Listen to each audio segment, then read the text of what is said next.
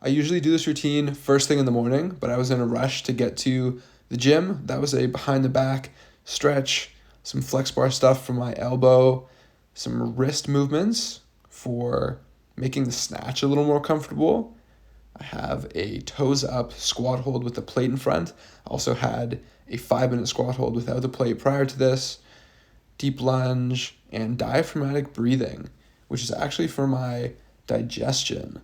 I find this settles my stomach before training, especially if you're going to lift heavier weights. This one's awesome. And also for settling your stomach before sprinting, I find sprinting really can sometimes make my stomach upset.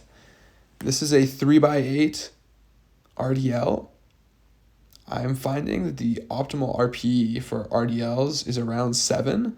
Sometimes we'll go lower reps and push them harder, especially if there's no heavy deadlift, but they can be quite fatiguing, and I find these quite fatiguing on the lower back. This is a low bar good morning for a 3x5, trying to keep my low bar position intact and hit a lot of back on this day, just so that what I'm doing on this lower CNS stimulus day is still transferring to my heavy lifts. That was my thinking with this. Yeah, doing it to the pins is awesome. And that's about it for that one. Next up is a rear delt fly on the cable machine, 4x8. These are awesome. I have no rear delts. I have really neglected them training wise, and I want to fill in this spot in my back because I have a pretty wide back, but just around that area it just kind of looks like there's something that's missing. So yeah, very low cost exercise that could have high reward, aesthetically. This is a cable chest fly for a 3x8, I believe.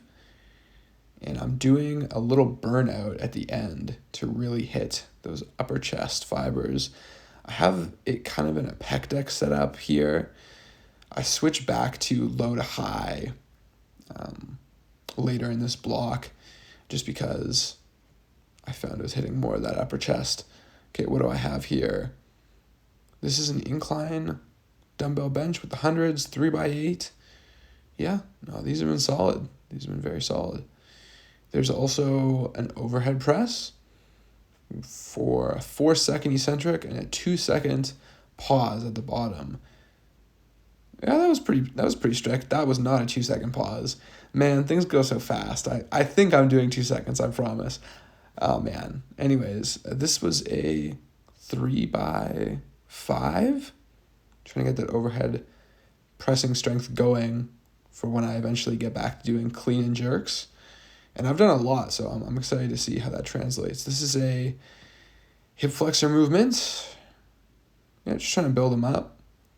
And I have a handstand in here. This is supposed to make, oh my goodness. Yeah, that was a blooper.